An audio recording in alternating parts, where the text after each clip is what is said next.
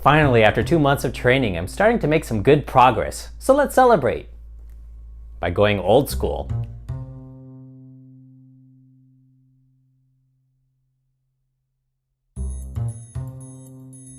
Well, hello everyone. Welcome to Running Otaku. I am the Running Otaku. Today is the Boston Marathon SUB-3 Journey, episode 18, Progress. Why is it called Progress? Well, I'm making progress. As some of you may have seen, on Sunday I ran a 15K through the wine country in Central Oregon. And the race was great. It had a lot of uphills and downhills, pretty steep gradient between 7 to 9%. And I think on the downhills I may have pushed it a little bit too hard because now, a couple days later, my right hamstring is acting up a little bit.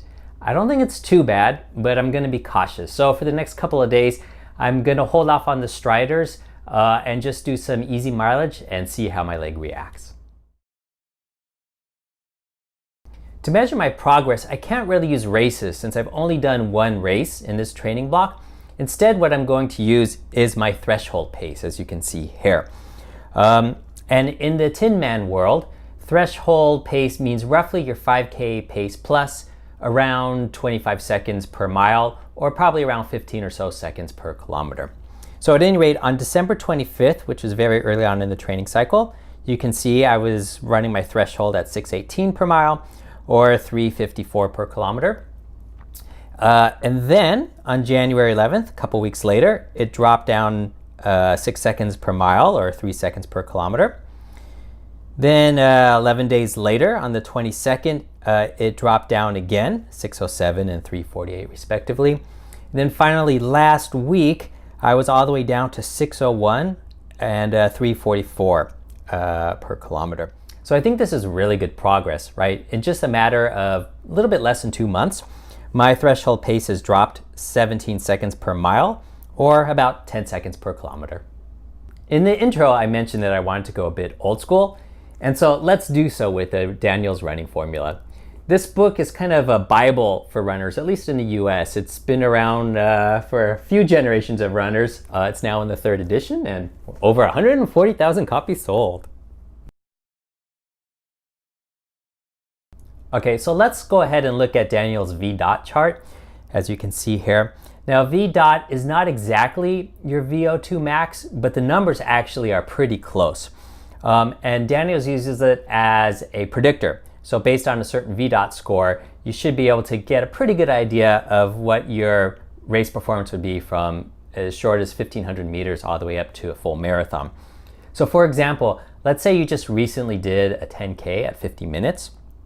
So if you go to the chart here, if you go to 10K 50 minutes, you can see you've got a VDOT score of 40. So in other words, if you were to race a mile, you're probably going to do around 7:07, and the full marathon or so, a 3:49:45. Now the predictions are not exact. There's different kinds of runners. There are some that do better on the shorter distances, and there's others that are more aerobic monsters that actually do relatively better at the longer distances. So what I wanted to do was take a look at where I am. So first, let's go in the way back time machine and look at my all-time best. These are from high school.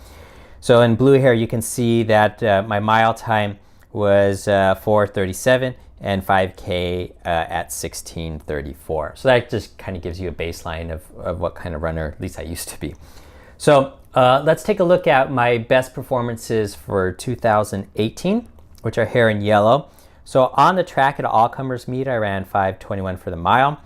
A couple months later, I ran 18:22 in a road 5K. And then 38:42, 10K. And then the marathon I did at Eugene was about 3:09, but pretty close to this number here. So you can see that I am sort of trending upwards here, where on the shorter distances, my VDOT score was 55, but the marathon was only 50. So what that means is that I'm better at speed than the longer distance. And I think this makes sense. I just recently started, training seriously again, and my aerobic base is relatively low. So that's part of the reason that explains why I do much better on the shorter stuff than the longer stuff. Now, if we go to 2019, I've only run one race, and that was that aforementioned 15K. And this is approximately my time here, which puts me at a VDOT score of 53. So I'm probably about where I was last summer or so, but I think I have much more of an aerobic base now. So I think that these marathon times are going to come way down. Now, this is my goals for 2019 here in green.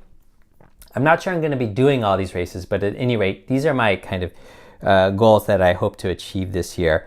So you can see the mile and the 5K here have a VDOT score of 58, so a little bit better than last year.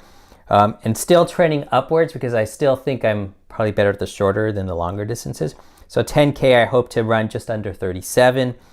15K, I don't know if I'm going to do any flat ones this year, but if I do, I'd like to run around 57:40-ish. And the half marathon right around 123. And then again, the goal for my marathon is to go sub-3. So that's what we see here, 2:58. So again, it's still trending upwards, but it's starting to compress a little bit because I think, you know, now that I have a year under my belt of consistent training, my aerobic capacity should be able to catch up to where I, you know, perform on the shorter, more kind of VO2 max type races. So those are a quick look at the numbers. I'm curious about you. How do you perform on the VDOT chart? Are you a horizontal runner, meaning that you're equally good at the short, the long stuff? Do you trend upwards like I do, meaning that you're better at the short stuff? Or maybe some of you out there are aerobic monsters and you trend down, meaning that your long distance races, you perform relatively better than your short distance. Let me know. I'm curious to see what kind of runners we have out there. Okay, so that's it for today. Super short and sweet. If you like what you saw, please click the like button. If you really liked what you saw, then go ahead and hit subscribe. And there's a little bell you'll see next to that. And click that one as well. That way you'll be instantly notified every time I upload a new video. And you'll be able to follow me on my journey as I try and set a PR at age 48 and go sub-3 in the Boston Marathon on April 15th. So that's it for today. We'll see you all next time. Bye-bye.